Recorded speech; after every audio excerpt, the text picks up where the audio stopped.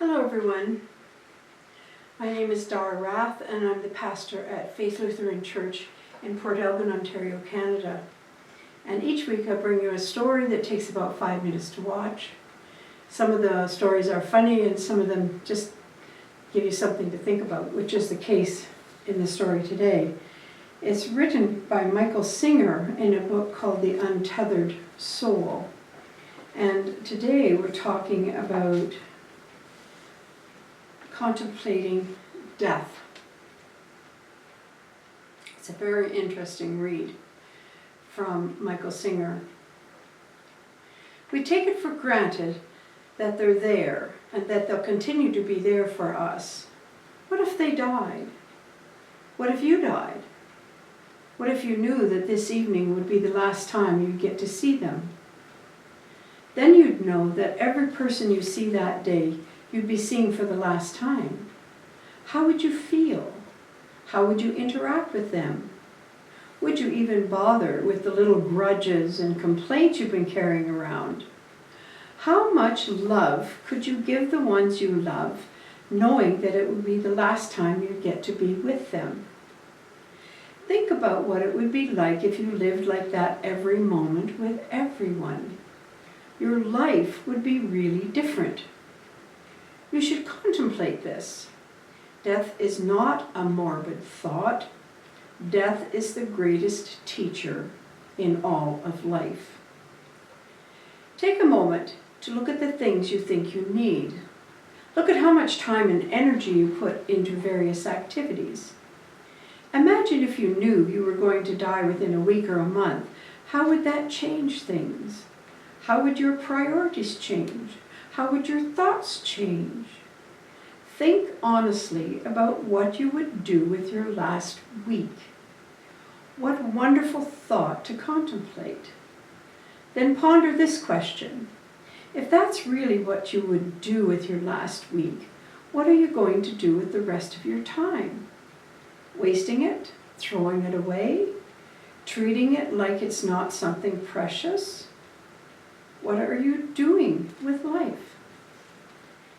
Let's say you're living life without the thought of death, and then the angel of death comes to you and says, "Come on, it's time to go." And you say, oh, but no, you're supposed to give me a warning so I can decide what I want to do with my last week.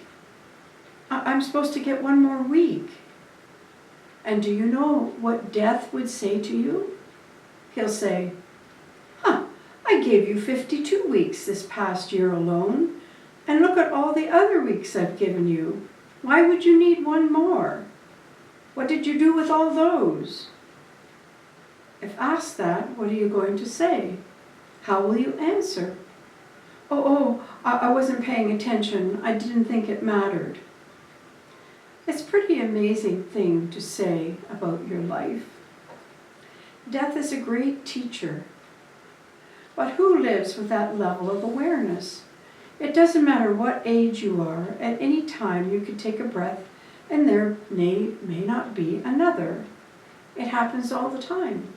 To babies, to teenagers, to people in midlife, not just to the aged. One breath and they're gone.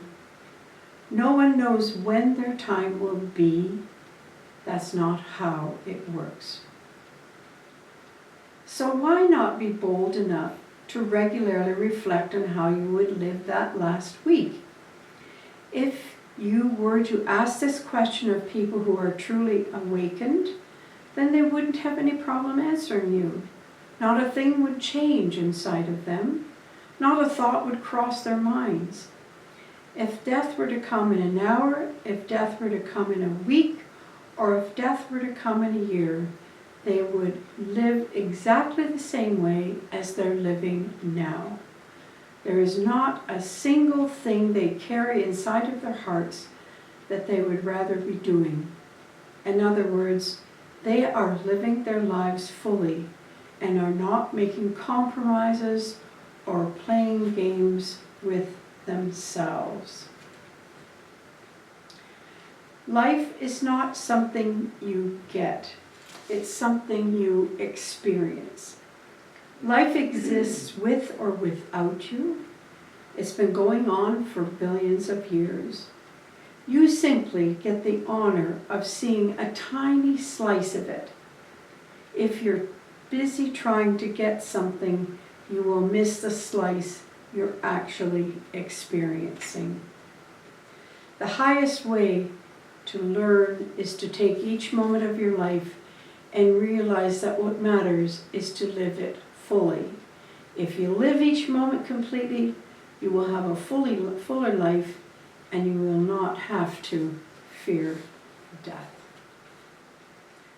That's an amazing chapter in this wonderful book called The Untethered Soul by Michael Singer. So thanks so much for taking 5, some things to think about this week, and blessings on your day.